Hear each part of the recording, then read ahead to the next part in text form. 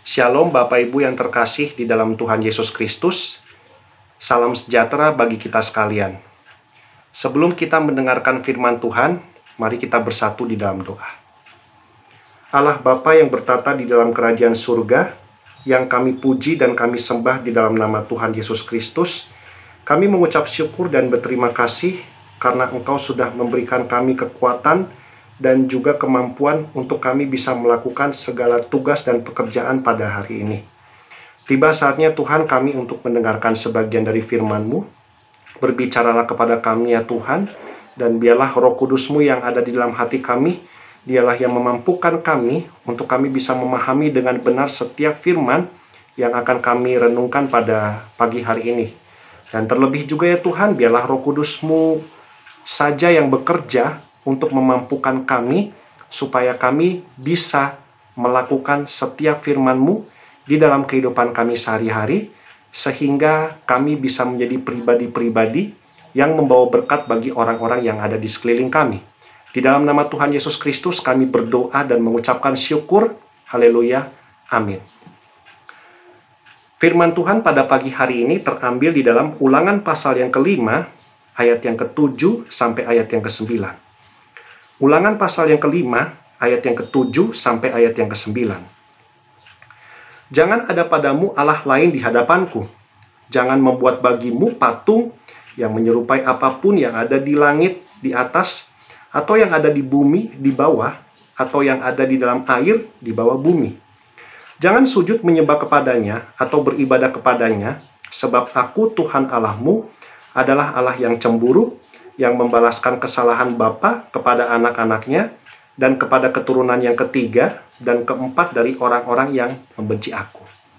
Bapak Ibu, tema yang mau saya angkat pada pemberitaan firman Tuhan di pagi hari ini yaitu Tuhanlah yang terutama di hidupku. Tuhanlah yang terutama di hidupku. Bapak Ibu, beberapa ayat yang barusan saya baca itu adalah salah satu perintah yang ada di dalam ke-10 hukum Allah, ya. Salah satu perintah yang ada di dalam ke-10 hukum Allah. Jadi Bapak Ibu, pada masa perjanjian lama, ya, kehidupan orang Israel itu diatur sepenuhnya oleh hukum Taurat, ya. Jadi dasar kehidupan mereka itu adalah hukum Taurat. Hukum Taurat itu tidak dibuat oleh Musa, tetapi dibuat langsung oleh Allah sendiri, ya. Jadi orang Israel dalam perjalanan hidupnya mereka harus taat dan patuh kepada segala sesuatu yang diperintahkan oleh hukum Taurat, supaya kehidupan mereka berkenan kepada Allahnya, supaya kehidupan mereka kudus di hadapan Allahnya, ya.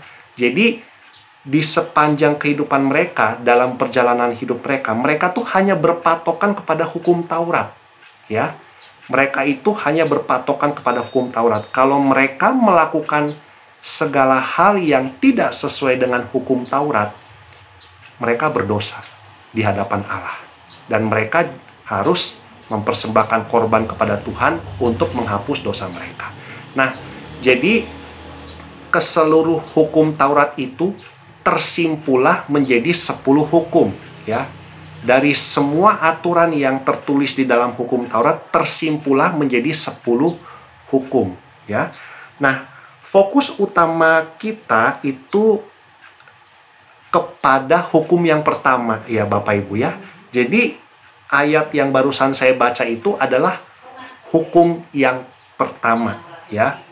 Jangan ada padamu Allah lain, dan janganlah engkau membuat patung yang menyerupai apapun, ya. Bapak Ibu kalau baca lagi di perjanjian lama, ya, kehidupan bangsa Israel itu tidak sepenuhnya benar di hadapan Tuhan, ya. Berulang kali mereka melakukan dosa di hadapan Tuhan. Yang paling sering mereka lakukan itu adalah meninggalkan Tuhan dan percaya kepada Allah lain. Bahkan mereka dengan teganya membuat patung berhala untuk disembah oleh mereka sendiri, Bapak Ibu. Jadi Tuhan itu tidak lagi menjadi prioritas utama di dalam kehidupan mereka, ya.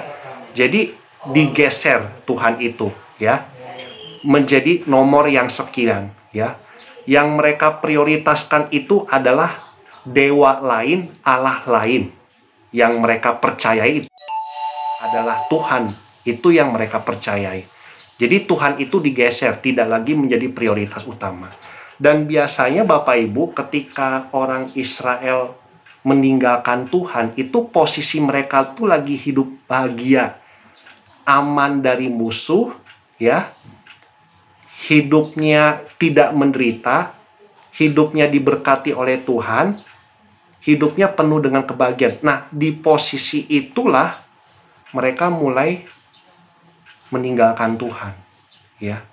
Mereka menggeser Tuhan dari prioritas utama mereka, ya. Mereka tidak lagi setia kepada Tuhan, ya. Mereka berbuat jahat dengan cara menyembah Allah lain. Ketika kehidupan mereka diberkati oleh Tuhan, ketika kehidupan mereka dipulihkan oleh Tuhan. Bapak Ibu nanti bisa baca di dalam kitab Hakim-Hakim, ya, bagaimana ketika orang Israel berdosa kepada Tuhan, lalu Tuhan menyerahkan mereka kepada bangsa Filistin.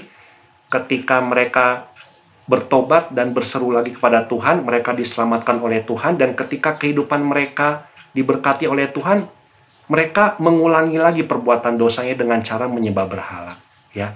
Nah, jadi mereka tidak lagi menjadikan Tuhan sebagai yang utama di dalam kehidupan mereka. Justru yang menjadi utama bagi kehidupan mereka justru adalah dewa-dewa lain dan juga kebahagiaan mereka, ya.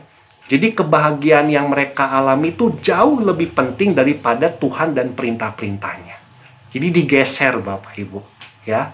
Nah, kita sebagai anak Tuhan diajarkan, ya, supaya jangan sampai kebahagiaan yang kita miliki, harta yang kita miliki, kesenangan yang kita alami, kebahagiaan yang kita rasakan, itu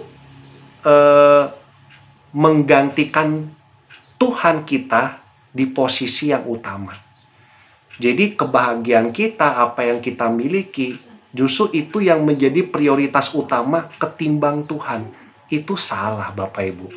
Karena kalau kita melakukan seperti itu, ya, berarti secara tidak langsung kita melanggar hukum Tuhan yang pertama, Bapak Ibu. Ketika kita menjadikan harta, kekayaan, dan kebahagiaan kita menjadi nomor satu dibandingkan Tuhan kita, itu kita sudah sama melakukan pelanggaran kepada hukum yang pertama, Bapak Ibu. Ya. Karena di dalam ajaran kekristenan sudah pasti Tuhan yang harus menjadi prioritas utama. Nomor satu di dalam kehidupan kita. Nah, di sini saya akan menjelaskan beberapa alasan mengapa kita harus memprioritaskan Tuhan sebagai yang terutama di dalam kehidupan kita. Ada beberapa alasan Bapak Ibu, ya. Kenapa? Kenapa kita harus menjadikan Tuhan sebagai satu-satunya pribadi yang terutama di dalam kehidupan kita? Ada beberapa alasannya. Yang pertama Bapak Ibu, karena hanya Allah lah satu-satunya pribadi yang menciptakan segala sesuatu, baik yang ada di bumi maupun yang ada di langit. Segala sesuatu itu bisa ada, itu karena diciptakan oleh Allah. Kalau Allah tidak ada, kalau Tuhan tidak punya pikiran dan kehendak untuk menciptakan segala sesuatu, ya segala sesuatu itu tidak akan ada Bapak Ibu. Ya. Jadi apa yang kita miliki, apa yang kita pakai, apa yang kita nikmati, apa yang kita rasakan, apa yang kita kelola, apa yang kita pelihara selama kita hidup di dunia, itu semuanya ada karena Allah yang menciptakan. Kalau Allah tidak menciptakan segala sesuatu, ya kita tidak bisa menikmati hidup kita dengan sempurna. Kita nggak bisa menggunakan barang-barang yang kita pakai. Kita tidak bisa mengelola apa yang ada di dunia, itu nggak bisa Bapak Ibu. Ya. Jadi Bapak Ibu harus tahu bahwa segala sesuatu yang ada di bumi dan juga yang ada di langit, ya, semuanya yang ada itu bisa tercipta karena Tuhan yang menciptakan. Jadi nggak ada pribadi lain di luar Allah. Nggak ada pribadi lain di luar Allah yang sanggup dan mampu untuk menciptakan segala sesuatu. Hanya Allah. Ya. Jadi oleh karena itu sangat penting bagi kita untuk mengutamakan Tuhan di dalam kehidupan kita, karena dialah satu-satunya pribadi yang menciptakan segala sesuatu, yang menyediakan segala sesuatu bagi keperluan hidup kita. Jadi oleh karena itu kita patut untuk menjadikan Tuhan sebagai pribadi yang terutama dalam kehidupan kita. Lalu yang kedua, kenapa kita harus menjadikan Tuhan sebagai prioritas utama kita atau yang terutama dalam kehidupan kita? Alasan yang kedua itu adalah karena Tuhan satu-satunya pribadi yang jauh lebih unggul dari segala yang ada, Bapak Ibu. Hanya Tuhanlah satu-satunya pribadi yang jauh lebih unggul dari segala yang ada di bumi maupun yang ada di langit, Bapak Ibu. Ya, semua yang ada di bumi dan semua yang ada di langit, semua kejadian yang terjadi di bumi, semua peristiwa yang terjadi di langit, semuanya itu berada di dalam kendali otoritas kekuasaan Tuhan. Oleh karena itulah Tuhan jauh lebih unggul dari segala sesuatu. Nggak ada satu pribadi pun atau apapun yang ada di dunia ini yang sanggup melebihi Tuhan, tuh nggak ada.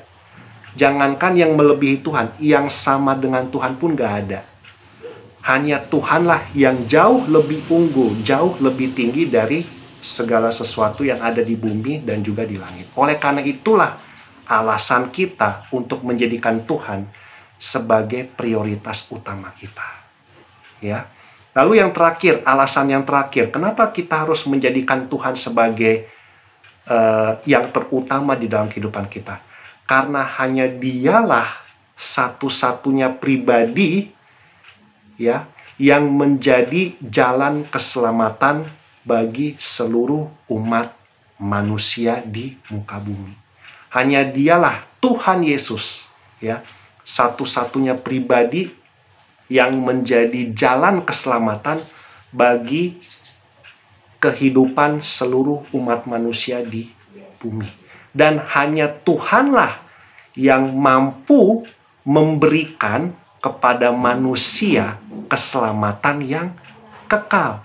Dan hanya Tuhanlah satu-satunya pribadi yang mampu memberitahukan kepada manusia bagaimana caranya supaya bisa selamat. Itu cuma Tuhan yang bisa melakukannya. Hanya Tuhan yang bisa memberitahukannya. Oleh karena itulah yang menjadi alasan kita harus menjadikan Tuhan sebagai yang terutama di dalam kehidupan kita. Jadi Bapak Ibu yang terkasih dalam Tuhan Yesus Kristus, jangan sampai kita menggeser Tuhan ke nomor yang sekian. Jangan sampai apa yang kita miliki, kebahagiaan yang kita miliki, kita anggap jauh lebih berharga daripada Tuhan. Ingat Bapak Ibu, apa yang kita miliki, apa yang kita alami, itu tidak akan terwujud kalau Tuhan tidak menciptakannya, Bapak Ibu. Ya, jadi pemberitaan firman Tuhan pada pagi hari ini tuh mengajarkan kita untuk tetap setia mengutamakan Tuhan di dalam kehidupan kita. Karena ada 3 alasan. Karena Dialah yang menciptakan segala sesuatu. Ya, karena Dialah satu-satunya pribadi yang jauh lebih unggul dari apapun. Dan yang terakhir, yang paling penting, alasan kita menjadikan Tuhan sebagai yang terutama dalam kehidupan kita adalah alasan yang ketiga ini. Hanya Dialah satu-satunya jalan yang bisa membawa manusia kepada keselamatan yang kekal. Oleh karena itu, sudah sepatutnya kita sebagai orang percaya, sudah sewajibnya kita sebagai orang percaya, tidak menggeser Tuhan ke nomor yang sekian, tetapi menjadikan Tuhan sebagai yang terutama di dalam kehidupan kita. Amin Bapak Ibu. Mari kita bersatu dalam doa. Terima kasih Tuhan untuk pemberitaan firman-Mu pada pagi hari ini. Kami boleh belajar banyak tentang bagaimana supaya kami bisa memprioritaskan Tuhan di dalam kehidupan kami. Apapun yang kami miliki, apapun yang kami kerjakan ya Tuhan, apapun yang kami alami, biarlah semuanya itu hanya untuk kemuliaan Tuhan saja. Apa yang kami kerjakan, kami mau mengerjakannya seperti untuk Tuhan. Apa yang kami alami ya Tuhan, kami mau mengalaminya bersama dengan penyertaan Tuhan. Dan biarlah Tuhan, apapun kondisi yang kami alami, iman kami tidak goyah. Kami tidak akan berkhianat kepada Tuhan. Kami tidak akan berubah setia kepada Tuhan. Tetapi kami menjadikan Tuhan sebagai satu-satunya pribadi yang menjadi andalan di dalam kehidupan kami. Dalam nama Tuhan Yesus kami berdoa dan mengucapkan syukur. Haleluya. Amin. Selamat pagi Bapak Ibu. Salam sejahtera. Semoga firman Tuhan pada pagi hari ini bisa membawa berkat bagi kita sekalian. Selamat beraktivitas. Jaga kesehatan. Tuhan Yesus memberkati. Amin.